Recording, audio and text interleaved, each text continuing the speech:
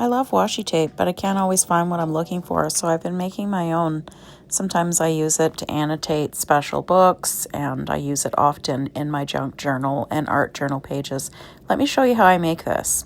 I use white paper tape that I found in the same section as regular cellophane tape in an office supply store, and for this tape I decided I wanted to do a layering of some different stencils. I love using this makeup brush for stenciling, and I'm using just basic acrylic paint from the dollar store here.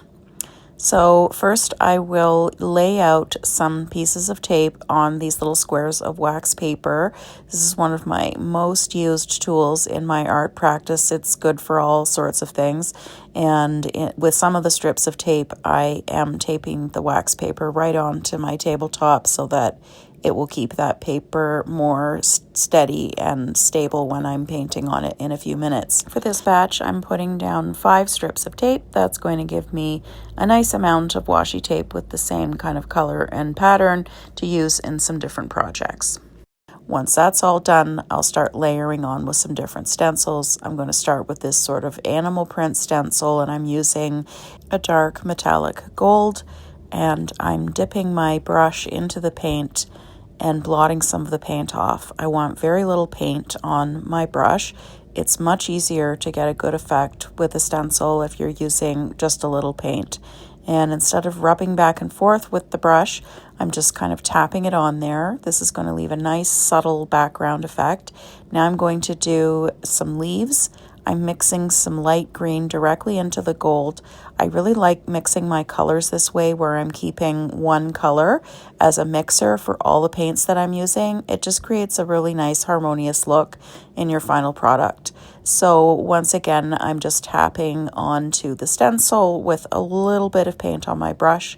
These are coming out quite light as well, and that's a good thing because I want the washi tape to have lots of layers later on.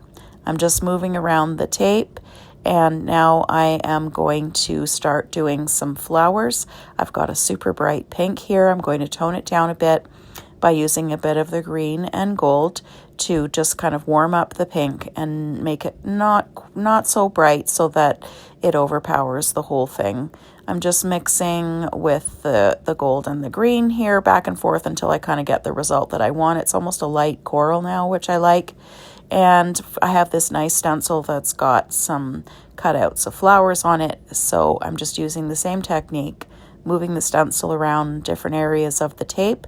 I'm not thinking too much about the placement because these strips are not going to be side by side. I'm going to be using them in different projects, so I don't need to think about where I'm actually placing these flowers too much. And I'll just keep moving around, filling in some of the blank spaces with these nice flowers. I'm using a really small amount of paint, and a good thing about that is it means that your layers dry super fast. And now I'm using a little bit more pink in that pink paint that I mixed up, and I've picked up a tube of burnt umber, which I'm mixing with some of the pink. I want it to give me a nice pinky brown that's a little bit darker than the pink I've been using for the flowers to do some of the detail work.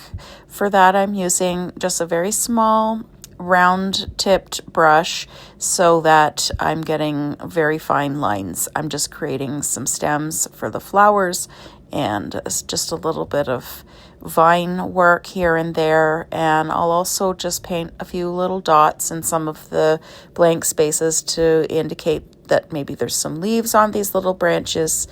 And I'm also using that same color to fill in the center of the flower a little bit, just to darken it up so that it's a little more obvious that it's a flower when you're looking at it. I'll just move around the tape a few times, just filling it in here and there. There's a closer view so that you can see what it looks like while I'm wrapping it up. Doing a little bit of line work on some of these flowers just to make them a little bit darker. So I'm just treating these pieces of tape as though they're a unified sort of artwork, although I'll be using these strips of tape in lots of different projects. Doing it this way helps me keep from overthinking where I'm placing things on the tape. And that's it. So now I've got this really nice washi tape to use in lots of different projects. I hope you liked this video. Thanks so much for being here. I hope you feel inspired to make some tape and journal your world.